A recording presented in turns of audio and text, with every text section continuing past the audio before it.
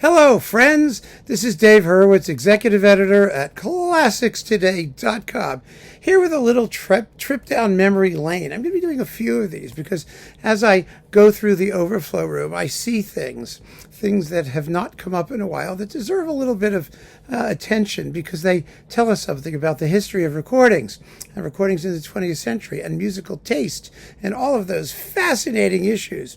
So today's little quiz question is, whatever became of Todd Levin? Todd Levin, oh my goodness. Todd Levin was, well, it's hard to describe what Todd Levin was. There is a 34-minute track on the Todd Levin CD called Todd Levin that's all about himself. It is one of the most narcissistic pieces of musical humbug you will ever encounter in your life.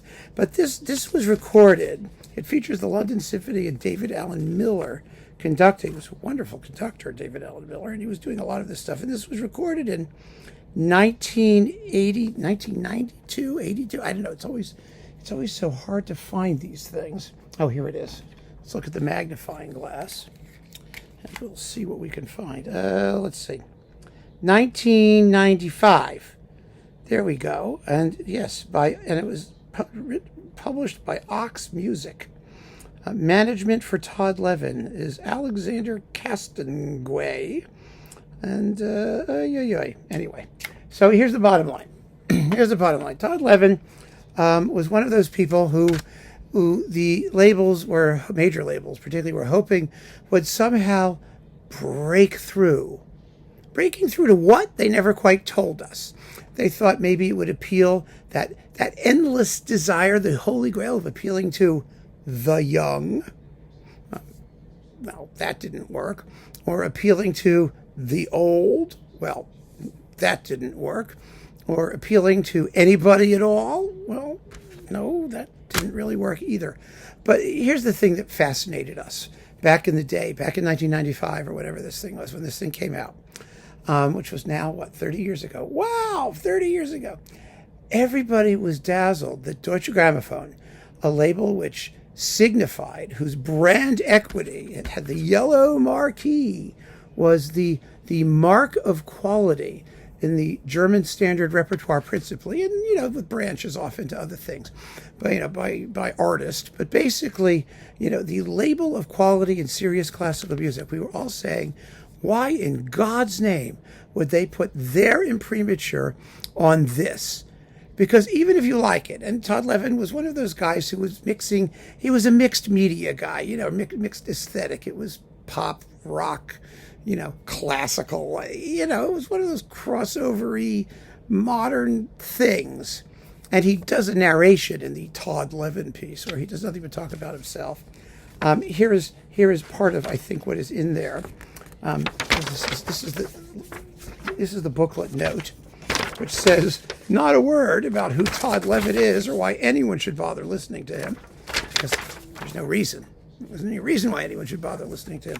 It says, let's see, I'm not suggesting composers can or should give answers. Well, that's a good thing, because he doesn't. All I'm saying is that our prime directive should be the same as the Starship Enterprise, to observe but not influence history. Of course, the Starship Enterprise regularly violated the prime directive, to our evident delight. I think of my music as being composed of many independent particles going in different directions. What's your favorite memory? What kind of music do you write? That's the question. The heart of Todd Levin. 34 minutes on this thing. There are also on this, let's see, who's also, this is Mary Nessinger, mezzo-soprano, and I said David Alan Miller in the London Symphony. They must have been giggling the whole way through this. I could just imagine them sitting there going, and so, here we go. Is that, no, they don't even give you a track. Oh, here's the track listing. Blur, fragrance-free mix. Isn't that cute? Then there's Every Day, which is it's the same color as the background, so it's like the new, I don't know, it's not that it's size, it's a lack of contrast. There we go. New new improved remix. I mean, what does this mean? What was wrong with it the first time? This mix thing that was very popular then. Remember Dance Mix? That was an Argo CD or something. Then we have Turn, the extended dance mix, and Swirl, the crystal clear mix, and finally Todd Levin, the DG Ultra mix. It's embarrassing, and that's why I'm bringing it up now, because it's so much fun 30 years down the road to see what they were doing, what they were trying to doing, and seeing just how futile and ridiculous it seems to us today. And of course, the main offer of proof is the fact that, does anyone remember or know or care about Todd Levin, who now, I mean, there he is, I guess that's him on the back there, who now must be somewhere in his, 50s, late 50s, early 60s, and is about trendy as I am. So, yeah, I just thought it would be fun to, mention this thing again, because DG really pushed this. They spent really serious money on this junk. And it was all wasted. Completely, totally wasted. So there you go. Keep on listening, friends. Take care.